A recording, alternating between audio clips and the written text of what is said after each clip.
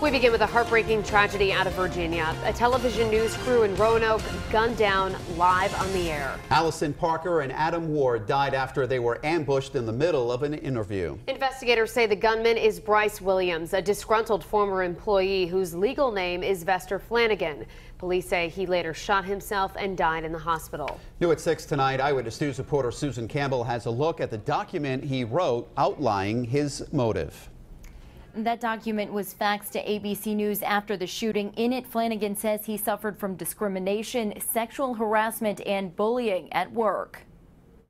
As Alison Parker was reporting on live TV, she and photographer Adam Ward were shot to death. Let us not forget, they grew up in this area. They were part of our community. Their suspected killer was a former co-worker.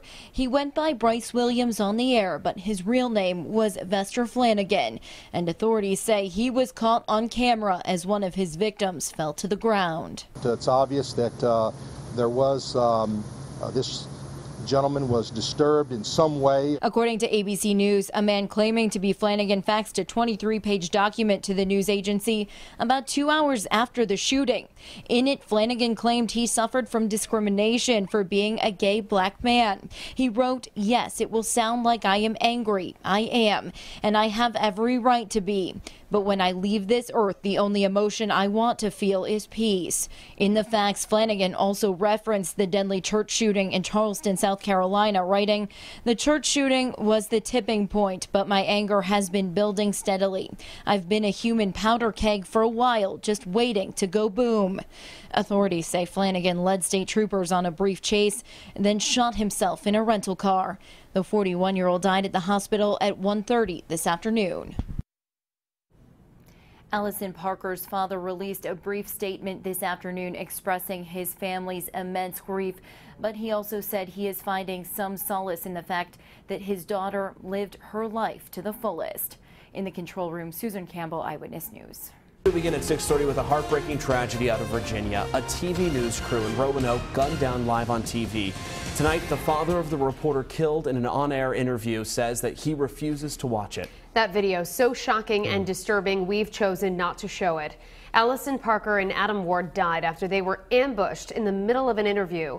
The woman they were interviewing was also shot but survived and is now in stable condition. The suspected gunman also dead. Vester Flanagan died of an apparent self-inflicted gunshot, and we've learned he's a former co-worker who'd been fired. Eyewitness News reporter Susan Campbell is here now with all the details. That document was faxed to ABC News after the shooting. In it, Flanagan says he suffered from discrimination, sexual harassment, and bullying at work. In tourism, in the middle of a live report, reporter Alison Parker and photographer Adam Ward were shot to death. The suspected gunman, Vester Lee Flanagan II, a former co-worker who had been fired from the station. He went by Bryce Williams on the air. We are choosing to not show the video, but when it aired live, viewers heard several shots, saw the camera fall to the ground, and heard screaming. As the camera fell, it captured this image, which helped authorities identify their suspect. Vester Lee Flanagan II, age 41, of Roanoke, suddenly appeared and approached them and started shooting. Ward and Parker died at the scene. Vicki Gardner, the woman they were interviewing, was rushed to the hospital. Like many viewers, I was watching this morning's broadcast and couldn't understand really what was happening myself. Sheriff Bill Overton says Flanagan took off and swapped his Mustang for a rental car. Around 11:30 this morning, a trooper's license plate reader alerted her to that car. She tried to pull over Flanagan, but police say he sped away. It was only a minute or two later when the Sonic ran in off the road into the median.